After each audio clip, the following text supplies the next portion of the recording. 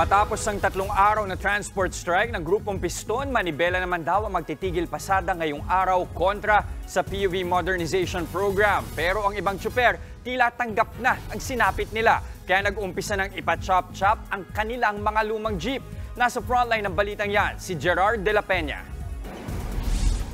Imbes na sa kalsada, sa talyer na ito sa Caloocan namin inabutan ng ilang tradisyonal na unit ng jeep na isa-isa ng kinakalas para ibenta. Bukod sa luma na, hindi napapasa ang mga jeep sa bagong guidelines ng PUV Modernization Program. Kaya nagdesisyon na lang ang ilang may-ari na ipakatay o paghiwa-hiwalay ng parte ng mga jeep para ibenta. Kaysa may impound nga, magbabayad pa yung bossing namin 7.5, imbis na ibabayad sa impounding, pangkakain na lang namin. Kaya ginagawa niya, para rin sa amin to, dahil kaya pinakakatay niya dahil siyempre kaysa iba yung makinabang.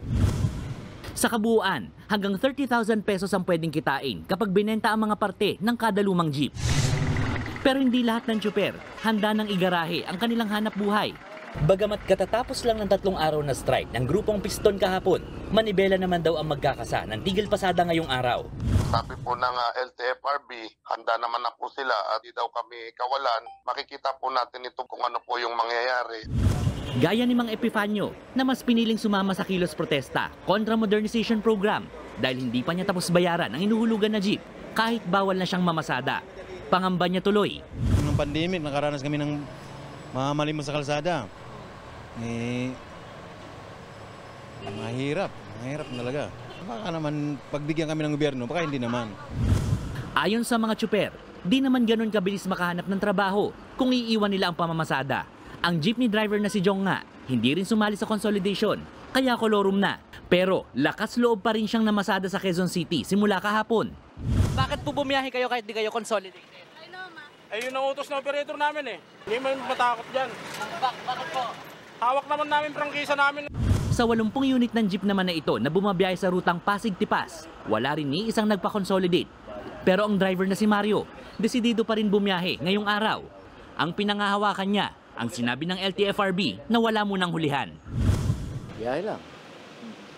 Total, meron pa naman palugit na binigay eh. Kung sa ilang araw na palugit, mapapag-aralan naman yun. Paalala naman ng LTFRB, bagamat nagbigay sila ng palugit sa panghuhuli, hindi pa rin daw lusot ang mga babiyahing kolorum na jeep dahil nagsimula na silang sulatan ng mga operator na hindi sumama sa consolidation. It would probably be after 15 days bago po mag-start ang hulihan. After that po, we will come up with a resolution taking away the franchise from them. By then, ready na hong manghuli ang LTO, ang MMDA at saka ang local PNP. Kapag nahuli, pwedeng masuspinde ang lisensya ng driver, ma-impound ng jeep at pagmultahin ng 50,000 piso. Nagbabalita mula sa Frontline, Gerard de la Peña, News 5. Mga kapatid, Jess De Los Santos po, huwag magpahuli sa mga umaaksyong balita at napapanahong issue sa bansa. Para sa mas malawak na balitaan, mag-subscribe at mag-follow sa social media pages ng News 5.